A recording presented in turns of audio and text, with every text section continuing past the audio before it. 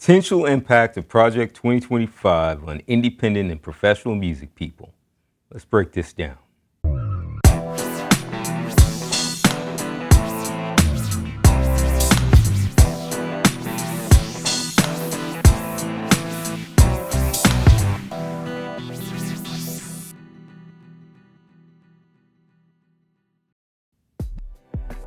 I'm sure by now a number of you might be aware of all the noise around the conservative agenda known as Project 2025 to be implemented if Donald Trump were to win election this November.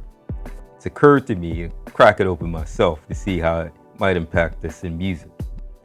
Quick overview if you don't know, conservatives have basically two things going in this agenda. One, it's a detailed playbook for reorganizing the federal government in order to better push and fit conservative policy. And two, it's a depot for employment opportunities appealing to anyone who wants to pledge their devotion to enforcing this very specific and conservative agenda. Catch the second part? It would give the government the authority to hire and fire federal government positions based on loyalty to policy, party, and well, you know who. First threat I find to us is through public broadcasting here in the U.S., which falls under the Corporation for Public Broadcasting, holding two major media outlets. One, the Public Broadcasting System, also known as PBS, and two, National Public Radio, better known as NPR. PBS distributes and supports the productions of shows like Masterpiece Theater, Downton Abbey, Finding Your Roots, and more famously, Sesame Street. As for music, it airs programs like Austin City Limits, the profile series American Masters, and the amazing documentaries Jazz and Country Music by documentarian Ken Burns, as well as Martin Scorsese's The Blues, which originally aired back in 2003. Now, NPR, as you guys know, produces Tiny Desk concerts, featuring some great emerging and legendary recording artists alike. And we used to see other shows like World Cafe Live out of Philadelphia and Club Cafe Live out of Pittsburgh, but for whatever reason, they're no longer produced. And probably the most familiar radio station in the network is KCRW, broadcasting from the campus of Santa Monica College right here in LA. It's no secret that college radio stations of NPR are responsible for breaking the most important popular music of the last 40 years, from the Red Hot Chili Peppers on stations like KCRW to the definitive 90s New York hip-hop and on the Stretch and Bobbito show out of Columbia University's WKCR. Now, let me give you a little background here. Created under President Lyndon B. Johnson in 1967, Corporation for Public Broadcasting, CPB for short, operates as a private nonprofit funded by taxpayers in the U.S. to distribute grants to public broadcasters throughout the country. Now, pretty much from its inception, conservatives have been trying to dismantle this thing. You might have seen an old video of Fred Rogers of Mr. Rogers' Neighborhood fame, speaking before a U.S. Senate Subcommittee on Communications, eloquently advocating for the need to increase funding for the program back in 1969. Initially, President Richard Nixon sought to cut the proposed funding from $20 million to $10 million, but as a result of Rogers' compelling testimony, Nixon approved an increase in funding from the $9 million that it was all the way to $22 million. So here are my thoughts on this. The annual budget for the entire CPB system now is about $500 million to cover over 1,500 TV and radio stations, which ain't a whole lot of dough for producing and distributing media, while iHeartMedia operated only 868 radio stations to the tune of $1.1 billion back in 2023. So the CPB operates nearly 2/3 the number of stations compared to iHeartRadio for less than half of iHeart's budget. Now, conservatives want PBS and NPR to rely solely on money from private donors. Couldn't even find any published information on how much either of these networks receive in donations. So clearly it can't be so significant that they can operate without the support of taxpayer dollars through the CPB. Now, I'm sure many of you, if not most of you, believe radio is dead anyway, but stay with me. A lot of these NPR and PBS stations and programs are accessed by people through the internet. So the game hasn't changed necessarily. Just the field is played on. And this is what makes this thing still viable going into the next 25 years of this century. Frankly, this funding can very much be redirected to more modern broadcast distribution, which is the internet. Sure, we got Spotify and Apple Music, Pandora, Amazon, all that.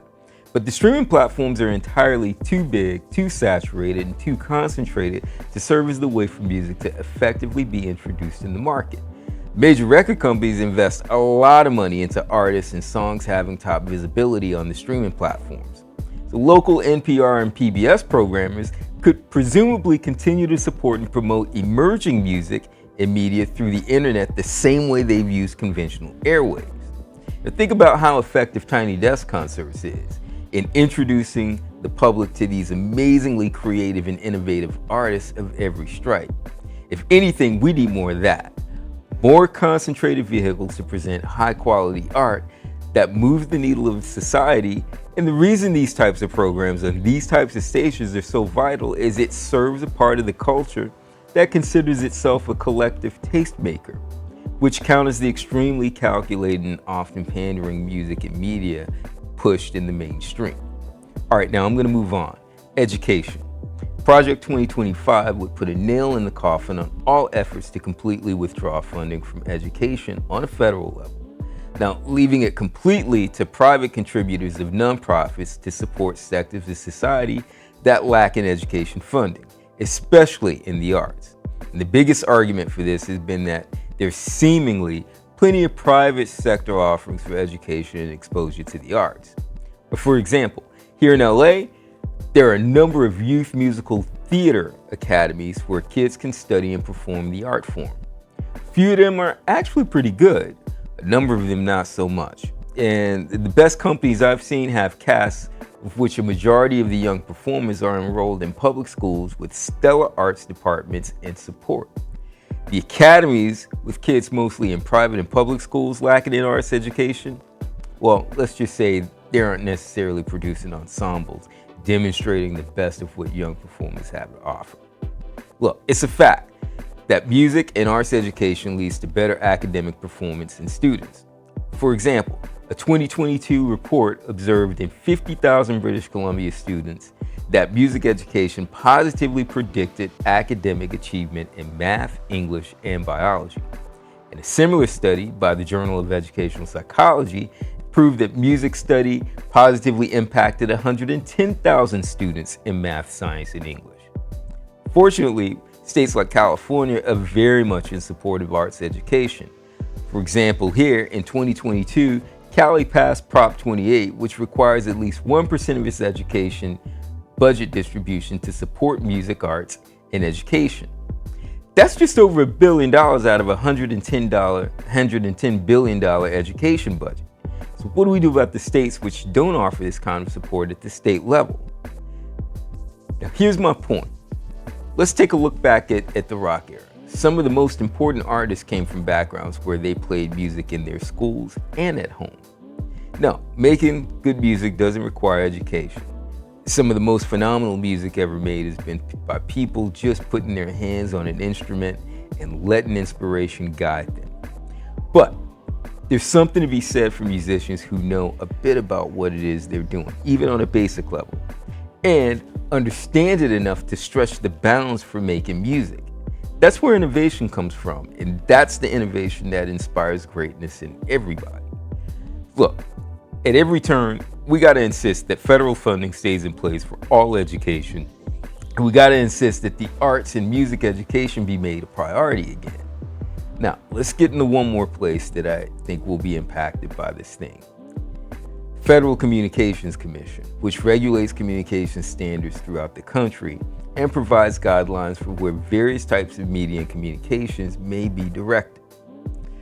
One basic example here is it enforces protection against explicitness and indecency in public broadcasts. Now, on the flip side, it relaxes the rules so that consumers can make their own choices to receive discretionary material on subscription platforms like satellite radio and pay TV. Now, here's where it's relevant to us. It's quoted from the FCC website. The Communications Act of 1934 stated that all people in the United States shall have access to rapid, efficient, nationwide communication service with adequate facilities at reasonable charges. And the Telecommunications Act of 1996 expanded this to accessibility to schools and libraries. There are two things in particular that trouble me about this part of Project 25 now. It seeks to overhaul the user control policy, which in modern language, based on Section 230 of the Communications Act, calls for internet providers and media companies to be held accountable for the validity and truthfulness in the information and media they disseminate. Essentially, Project 2025 is imploring that media producers, content creators in modern terms, should be allowed to publish and distribute information supporting a perceived narrative, factual or not. And even if it's not factual, it's still up to the consumer of the information to accept it as fact or not. If that doesn't seem trivial to you, try this one on for size. Say you're an artist and/or music producer. Someone releases AI material using your voice, likeness, or work, which you got no involvement. This break from the present policy would mean that as long as the people consuming the fraudulent material believe it's you, there's nothing you can do to stop the production and selling of it. This goes way beyond copyright infringement, because whether you guys realize it or not, the new wave in copyright law is gonna be our voices and instrumental sounds as intellectual properties.